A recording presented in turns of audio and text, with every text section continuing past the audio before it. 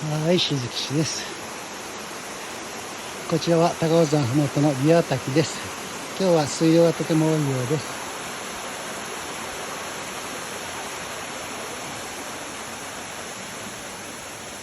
よいしょ、よいしょ、よいしょ。